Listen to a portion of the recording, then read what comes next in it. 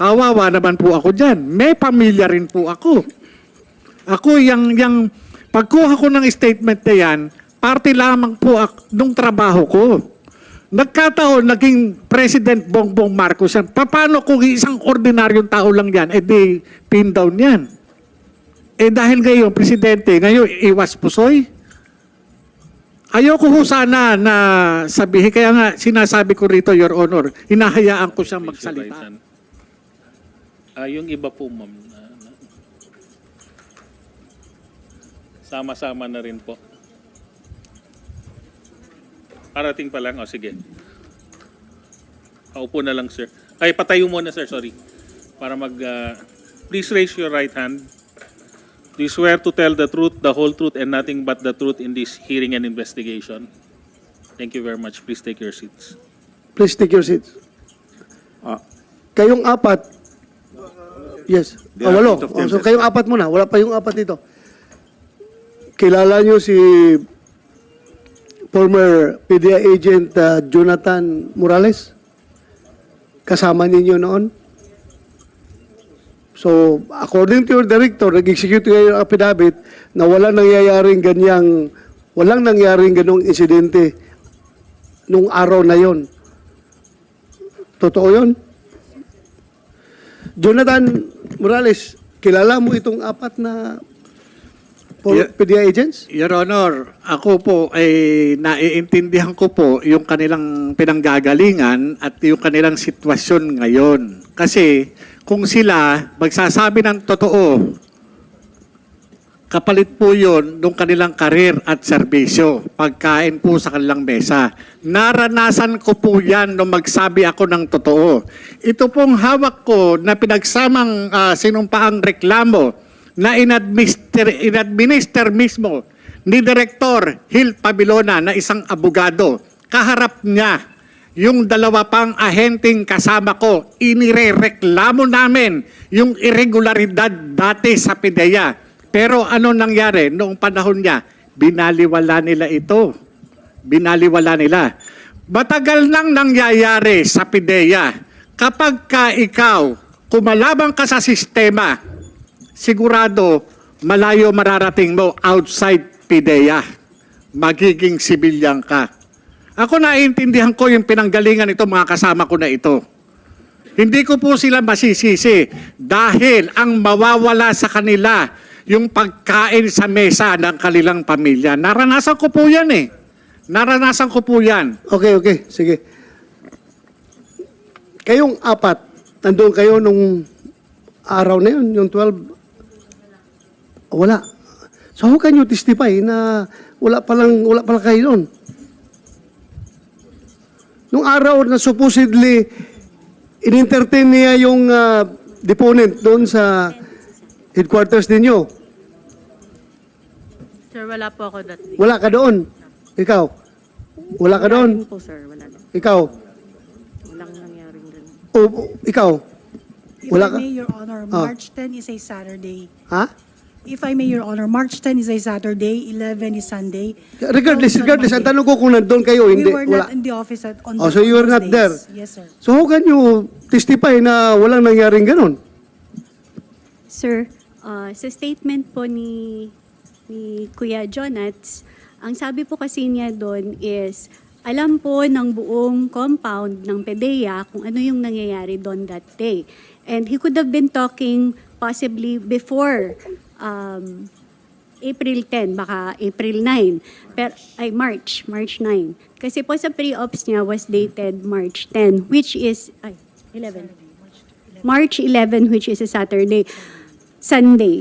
Pero yung sabi po niya na alam po namin lahat at na-witness po ng mga kasama sa opisina na may taong pumunta doon at na-interview po niya, hindi po yun totoo, hindi po namin alam yun. Yun po yung nandun po sa statement namin, sir.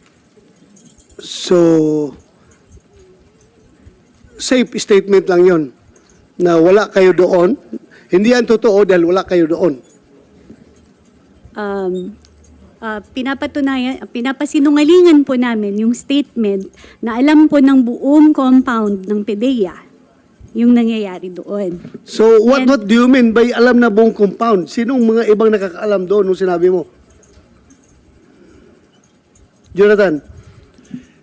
Your Honor, no, yung representation ng ano no, yung kung isasabihin ng ano no ng mga kasama ko na apat sila, yung buong compound ano.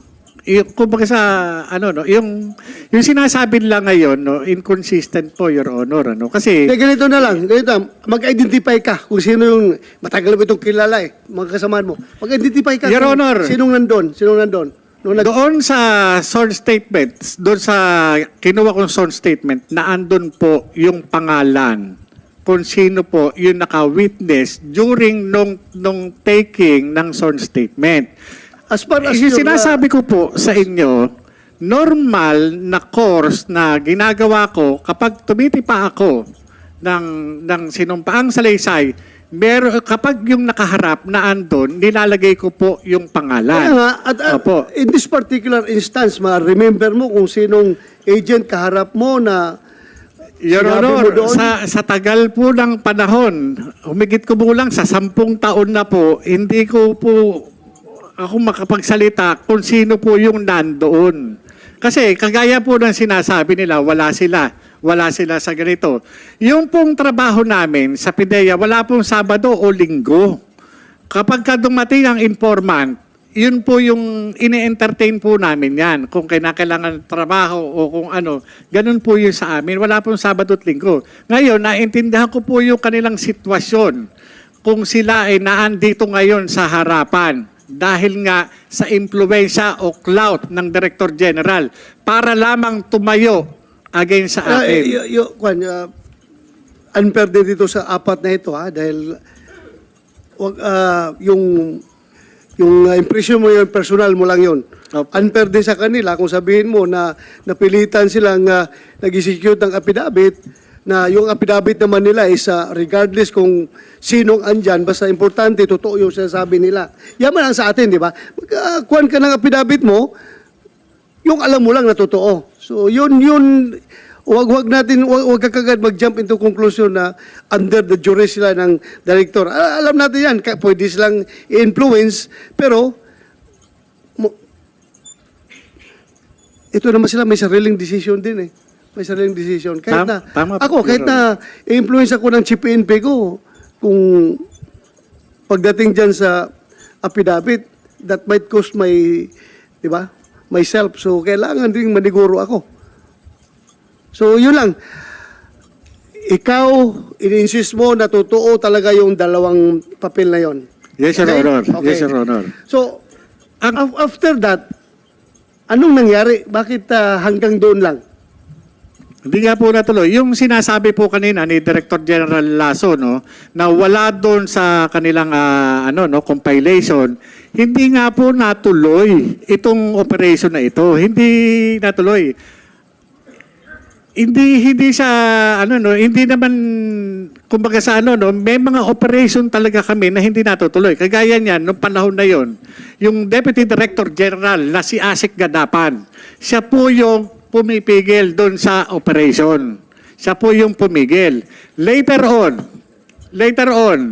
po, Continue. later on po, nung bago po ako pumunta ng ILEA nung 2012, nung nagkaroon ako ng pagkakataon na makapag-usap sa kanya, nung binanggit ko uli sa kanya, yung trabaho na yon, sinabi po niya na wag nyo nang tuloy kasi merong utos sa taas, sa Malacanang. Sinong nagutos, may binanggit siya? Allegedly po, si Executive Secretary Paquito Ochoa, yun po yung sinabi niya sa akin na yun yung nagpa-ano sa kanya.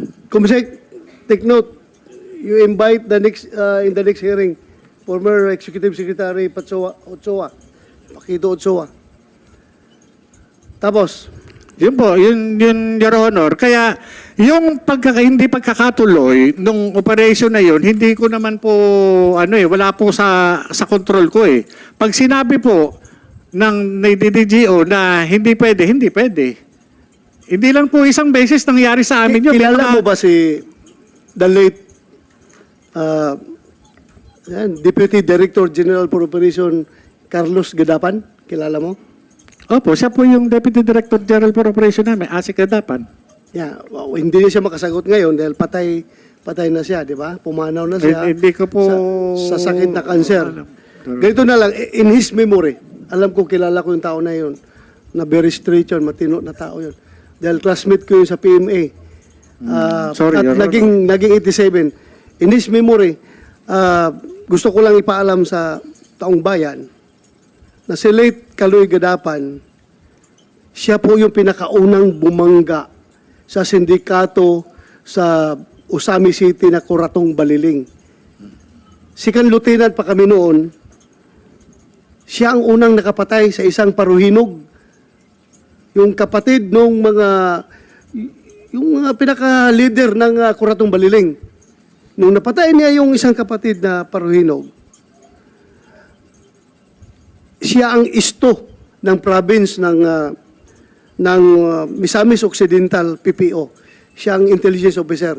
Inoperate nila, napatay nila yung isang paruhinog.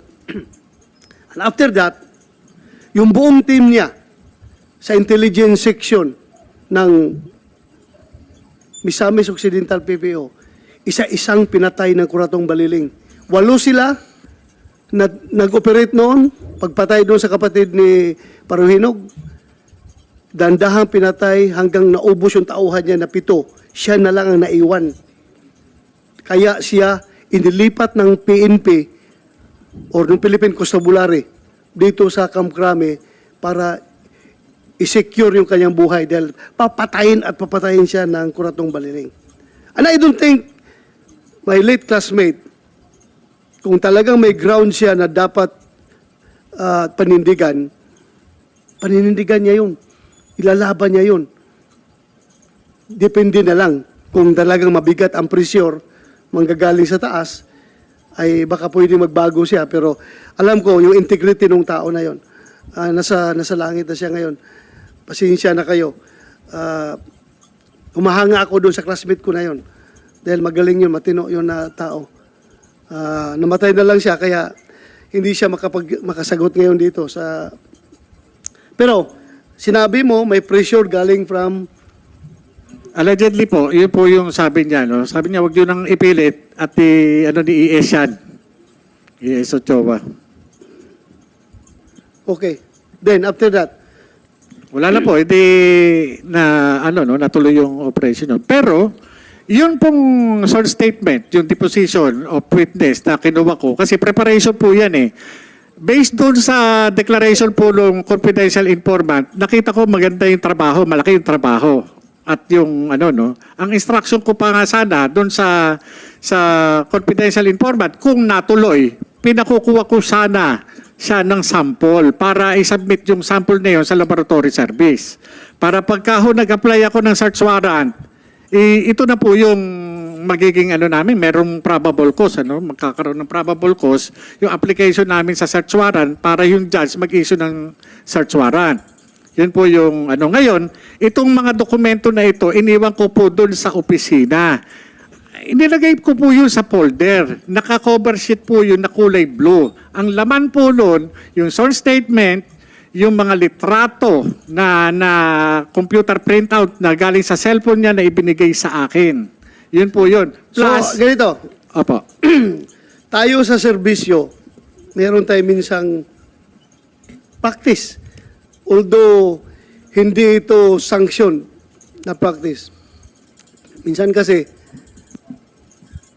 pag na-relieve yung investigator sa isang post, may lipat siya, matransfer. Minsan, dala-dala niya yung papel niya eh. Mayroong ginagawa yan. In your case, hindi mo bit-bit yung papel na yun. Your Honor, ultimo nga yung mga case folder ko na para doon sa mga atin ako hearing. Wala po talaga dahil kaya nga ako na-demanda ng kinasuhan ng PIDEA ng 91 at saka 92 dahil doon yun. Okay, so, just to set the record straight, hindi ba ikaw ang nagbigay ng papel na yun kay...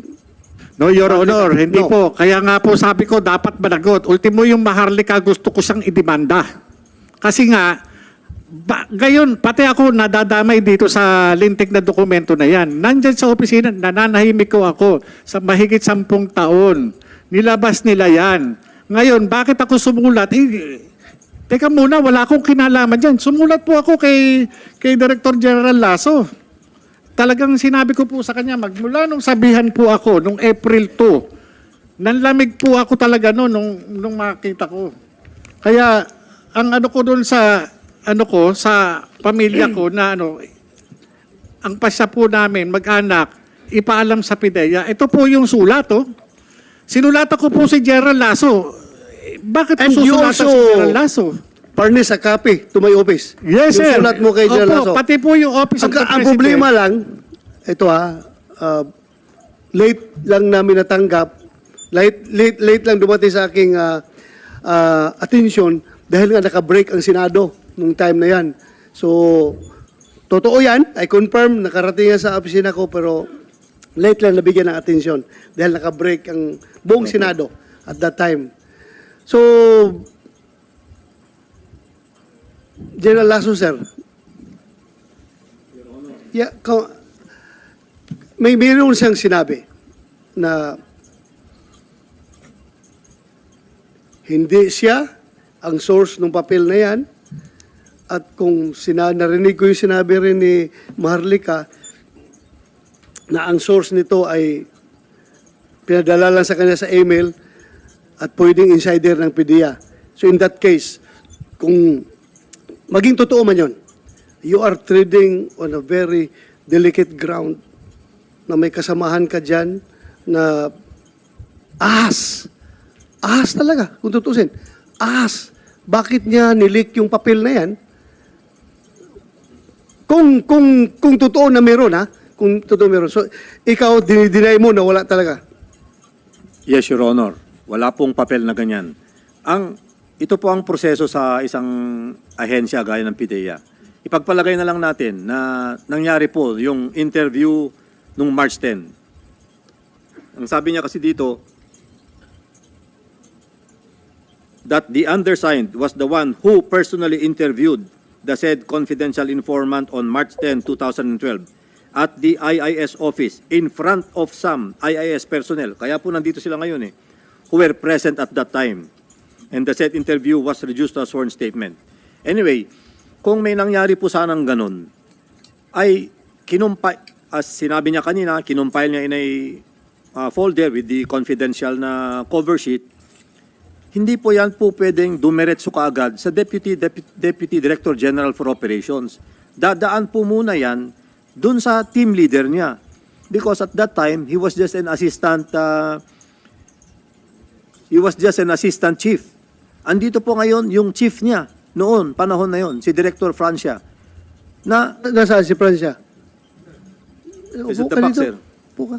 Na ito sir dapat yung chain of custody ng documents na yon, from him to his team leader, from the team leader to, at the time it was Director La Chica, then it reaches the DDGO. So ang daming pagpapasahan sir ng papel. Bakit nawawala? Talagang mawawala kasi wala naman talagang ganun dokumento kasi. So kayong sinasabi niyo sir na delikado kapag may naglilik na ganyan. Sigurado po kami walang dokumentong ganyan. Your Honor. Hirap nito. Dali ha. Sige. Your Honor. Yung pong sinasabi ni Director General Lasso, maganda po yun. Pero nung time nung mistanin nyo ni Asik Gadapan, hindi po ganun. Hindi po ganun. Alam po yan ng mga kasamahan ko. Pagka sinabi niya, kayo IIS kayo. Hindi kayo dapat nag-ooperate. Hindi kayo dapat nanguhuli. Ngayon, So that time, ikaw IIS. Apo, IIS. Nasa IIS Nasa ka. IIS po. Team leader mo si... Bali, Francia. ang that time, division chief ko, si Director Francia. Ako po Sa yung anong division? IIS po. Sa IIS. investigation po kami. Ngayon, kagaya niyan, sige po, antayin ko lang po yung sagot ni Director Francia patungkol dito. Kasi sa akin, meron din akong reservation So, patungkol dito sa kaso na to. Sandali, being your team leader, may lumapit sa iyo na deponent, confidential informant, kinunan mo ng sworn statement. Kinunan mo, di ba? Yes, Your Honor. Kinunan mo. Pinasubscribe mo sa fiscal? Doon po ang ginagawa po namin sa Legal Prosecution Service. Legal- Yun po yung nag-administer ng oath, doon po yung mga abogado po doon kung So, available. malala mo yung abogado na yan? Your Honor, ano po yun eh, nandun po sa dokumento. Mahirap po magsalita ng eksakto pag partikular doon sa dokumento. As far as your memory serves you right, yun lang tinatanong ko. Yes, Your Honor. I'm not I'm sorry, compelling Your you to make false statements, ha? Your Honor, thank you. Francia, Yes, nag-oath na kayo. Yung apat na kanina na hindi pa nakapag-oath, please. Take your Stand oath. up and raise your right hand. Do you swear to tell the truth, the whole truth, and nothing but the truth in this hearing and investigation? Thank you very much. Please take your seats po. Ulitin ko, Francia, ang purpose natin sa hearing na ito is not manira ng kung sinong dapat siraan. Wala tayong kinukondem dito. Wala tayong dinidiin na tao dito. Ang ating purpose dito is para malaman kung totoo yung mga dokumento na yon at bakit nag-leak kung totoo yon. At kung kailangan natin mag-legislate ng batas para ipinalize yung unauthorized disclosure ng mga classified documents, kagaya nung papel na sinasabi niya ni Jonathan Morales na nilagyan pa daw ng cover sheet na confidential. So, confidential, di ba? Unauthorized disclosure of documents security classified as confidential may bring, it may not amount to damage to national security, but it may amount to national shame. Ikakahiya ng ating bansa yung mga unauthorized disclosure of that. Yan nakalagay sa meaning ng confidential. So, totoo ba na ikaw ang team leader niya ng IIS at the time? Your Honor, magandang hapon po Yes. una-una. Ako po ang hepe noon ng Investigation Division of the Intelligence and Investigation Service. Totoo din po yung sinabi niya, si dating Agent Morales ay assistant chief ko po. Ako po yung hepe niya. So yung pagkatapos mong kinunan ng yung informant mo, Morales, pagkatapos mong kinunan ng mga affidavit, everything, pinaalam mo ba sa boss mo? Sa pagkakatanda ko po, hindi naman po pwede na kikilos ako sa opisina na hindi malalaman ng aking opisina. So alam mo, alam Opo. ng At boss mo. kung sasabihin po niya, kung ipagtatapat niya rito sa kapulungan ito, kung nagkausap ba kami o hindi bago itong hearing na ito. Ayun po, bibigay ko po sa kanya. Hindi ko nakuha yung last na sinabi mo. Kung ipagtatapat po niya, kung nagkausap po kami bago itong hearing na ito, nung pumutok tong iskandalo na ito sa social media, at kung ano yung sinabi niya sa akin. Nag-usap kayo? At may sinabi ka sa kanya? Wala po akong natatandang nag-usap kami, pero meron po siyang ibang kausap na nandun ako, pero hindi kami talaga ang magkausap. So hindi kayo direkta nag-usap? Hindi po, sir. May isa Your siyang Honor. kausap na nandoon ka. Yes, Your Honor. We did not talk directly. Ito very important dito yung ating integrity. Not only as a PDEA agent, kundi as a person. Otherwise, useless itong hearing natin dito kung magsisinungaling tayo. Yes, Remember, kinabukasan ng ating bansa ang nakasalalay dito. Kaya dapat huwag tayo magsinungaling. Aside from the fact that you have taken your oath to tell only the truth and nothing but the truth. So help me God. So klaruhin natin ito. That the same goes to you, Jonathan Morales. Ha?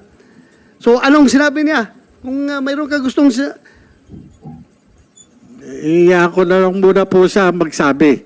At nire-respeto ko po siya bilang dating... Hindi, sabi mo yan, hindi daw kayo nag-usap. May kausap na ka daw ibang tao na nandun lang siya.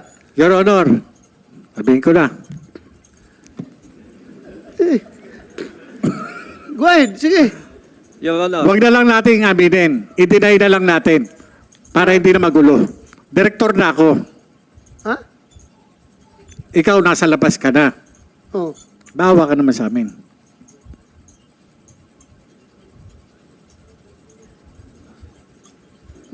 Hindi ko masyado nakuha yun Your Honor. Yes, yes. May I, Your Honor?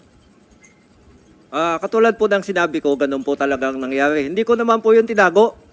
Nasabi ko po yan sa ibang mga kasamahan namin sa PIDEA ngayon na may ganun. May ganun. Na Ano? indirectly ay indirectly ay parang yung nga nadinig ko yung hindi ko lang po matandaan kung sino yung sinabihan ko.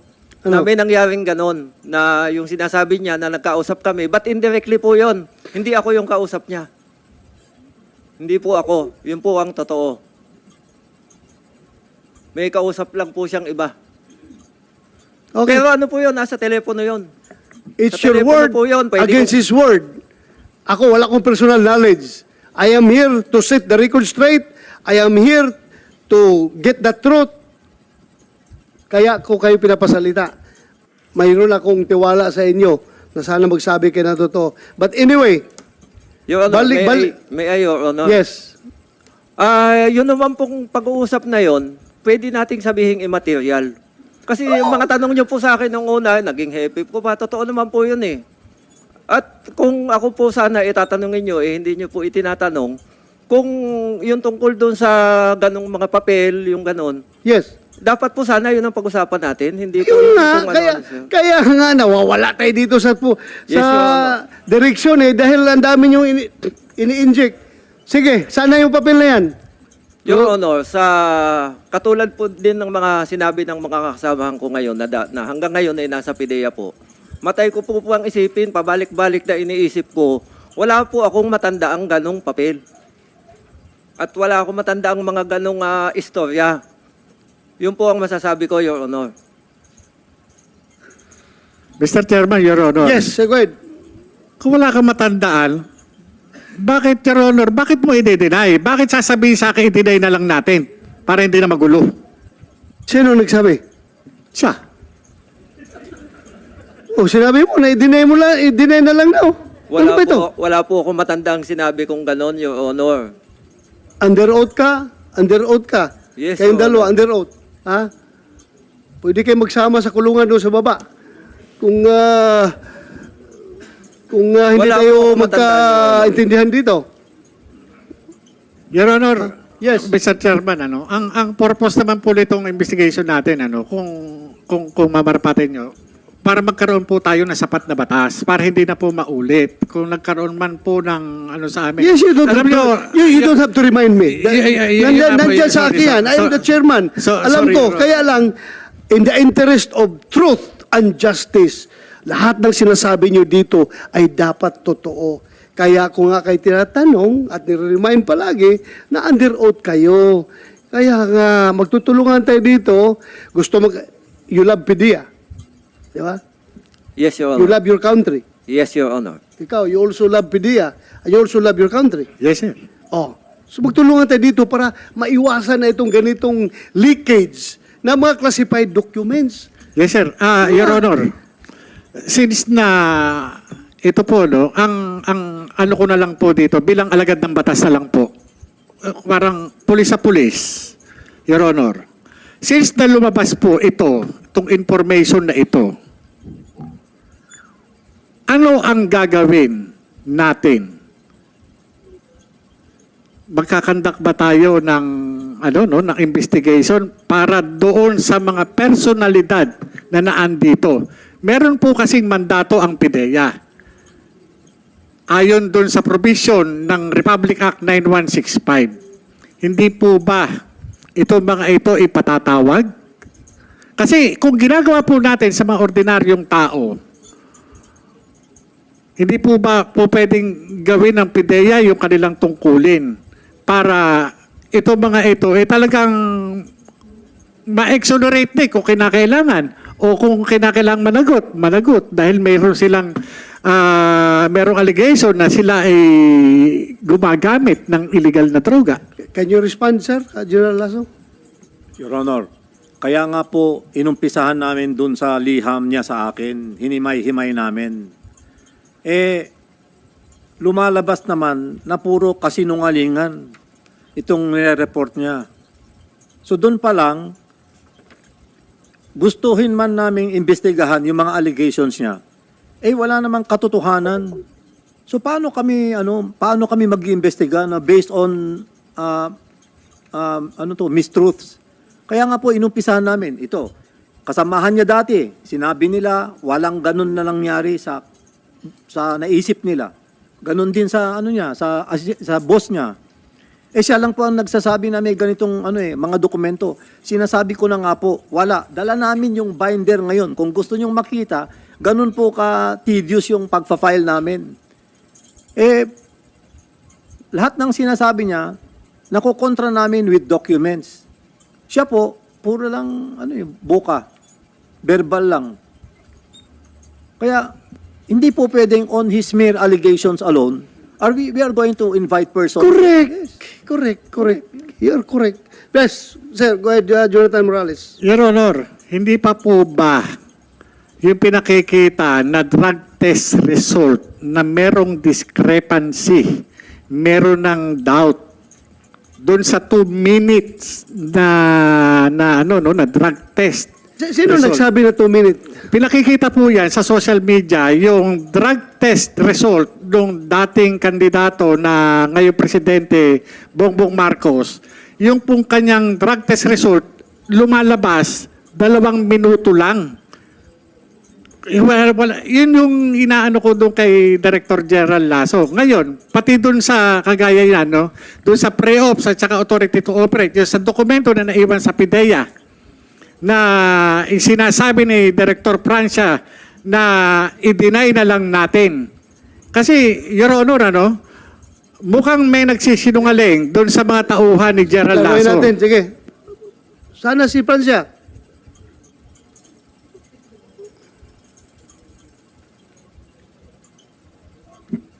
Yes, Your Honor. Sinasabi niya na kinausap mo daw siya na i-deny na lang natin. Wala po kong natatandaan ganun, Your Honor. Meron kayong dalawa lang ba nag-usap? Hindi po, Your Honor, may kausap po siya. O sino yung kausap niya? Your Honor, pwede ko bang i-consult po yung aming Legal and Prosecution Service? Kung magbabanggit po ako ng pangalan, baka po makabiolate po ako ng Well, you are under oath here. You are under oath here. Yes, Your Honor. Kung sino yung kasama mo, tinatanong ka ng chairman, sabihin mo, isagot mo kung bakit? Meron bang binabiolate mo na batas dyan kung magsabi ka ng totoo? Sino yung kasama mo? Si Mr. Curioso po. Ha? Mr. Dave Curioso. Dave? Ang kasama ko noon, nakausap niya. Sino yan siya? Dati din pong PIDEA, wala na po ngayon. Do you confirm? Jonathan Morales? Yes, Your Honor. Kumsek, next hearing, invite, ano pangalan? Dave Curioso po. Dave? Dave, opo. Dave Curioso. Curioso. Yes, Your Honor. So kayong tatlo nandoon, nag-uusap. Hindi po, Your Honor. Kausap niya po sa cellphone po. Kausap niya sa cellphone. Opo. Ikaw, nasaan ka nun? Katabi po nung Dave po. Katabi ni Dave. Opo. So that's it. Gusto natin katotohanan dito. Huwag kayong matakot kung wala kayong tinatago. Kumsik? Dave? Curioso. Dating PIDEA agent. Hindi po. Ano lang po siya, contractual lang po dati. Kontraktual ng PIDEA. Opo, noon po. Noon. Paano? Kontraktual ng PIDEA yun? Kilala mo? Yes, Your Honor. Bali, yun po yung mga dati namin mga kasama na may mga koneksyon kami sa isa't isa. Okay. Kaya yun po kung yun yung mga hindi alam ni General Lasso na nangyayari doon sa paligid niya. Maari sa kanya in good faith siya sa pagsasabi na talagang wala, pero yung wala meron. Kasi nga merong i-deny eh. May i-deny, may usapan na i-deny. Ang Sandali. Opo. Yung sinabihan ka na i-deny natin, siya mismo nagsabi o yung kausap mo na si Siya Dave? po, boses niya po Ha? yun eh. Basta deny na lang natin. Ako, deny ko yan. Sabi niya, para hindi na lang magulo. Yun po yung sinabi niya.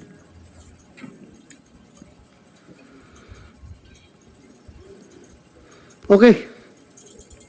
Your Honor, at saka ako naintindihan ko naman po siya eh. Ang sinasabi nga niya, director na siya. Hindi, ako, kumbaga sa kaya nga po ako dumating ako sa point na nag-isip ako teka muna, ako ang mapipin down dito. Kayo nandyan, ako nasa labas, pero ako ang nakapirma. Magdi-deny kayo, ako ipet. Ba't nyo i-deny? Sasabihin nyo ngayon, hindi nyo alam. Diba? Dahil maiipit kayo, magagalit sa inyo si Director General Lasso. Como ba ang nandoon Bongbong Marcos na presidente ngayon, maiipit ako ang lalagay nyo rin sa alanganin? Abay, malaking kalokohan to, Your Honor. Kawawa naman po ako dyan. May pamilya rin po ako. Ako, yung pagkuha ko ng statement na yan, parte lamang po nung trabaho ko.